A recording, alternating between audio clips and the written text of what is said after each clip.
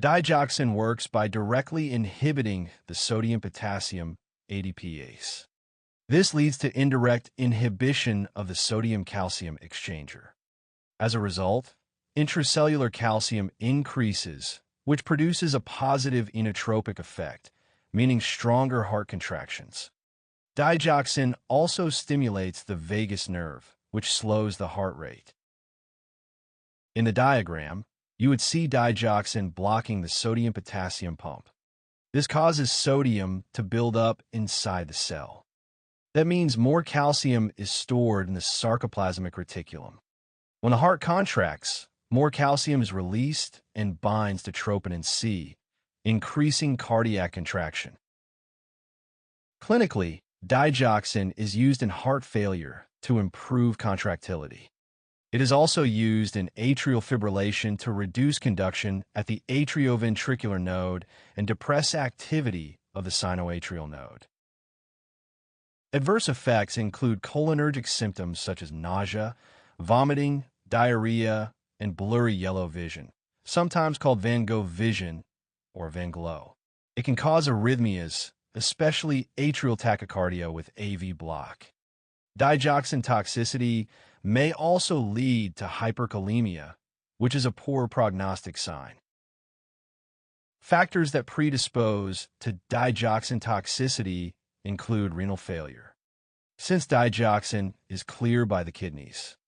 Hypokalemia, which allows digoxin to bind more easily to the potassium binding site of the sodium-potassium pump, and drugs that displace digoxin from its tissue binding sites or decrease its clearance, such as verapamil, amiodarone, and quinidine. The antidote for digoxin toxicity includes slowly normalizing potassium, using a cardiac pacer if needed, giving anti-digoxin Fab antibody fragments, and magnesium. Now, antiarrhythmic drugs include sodium channel blockers, also called Class 1 agents. These drugs slow or block conduction, especially in depolarized cells, by decreasing the slope of phase 0 depolarization of the action potential. Their effect is more pronounced at faster heart rates because of state dependence. When heart rate is high, diastole is shorter and sodium channels spend less time in the resting state, which means less time for the drug to dissociate.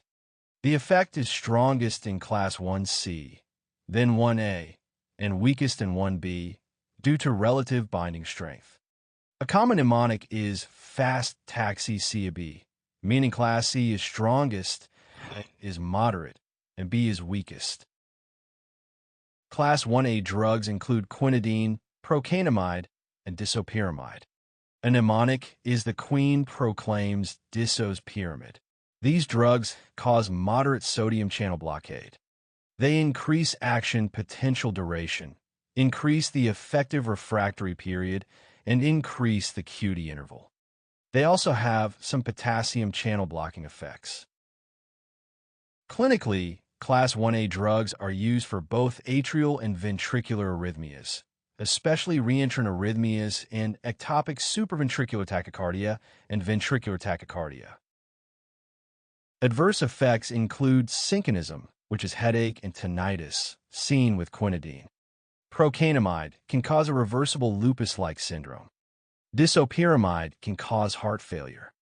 Other adverse effects include thrombocytopenia and torsades de pointes due to QT prolongation.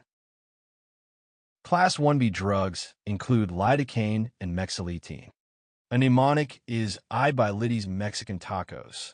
These drugs cause weak sodium channel blockade and decrease action potential duration. They preferentially affect ischemic or depolarized Purkinje and ventricular tissue. Clinically, Class 1B drugs are used for acute ventricular arrhythmias, especially after myocardial infarction, and for digitalis-induced arrhythmias. A memory aid is Class 1B is best post-MI. Adverse effects include central nervous system stimulation or depression and cardiovascular depression.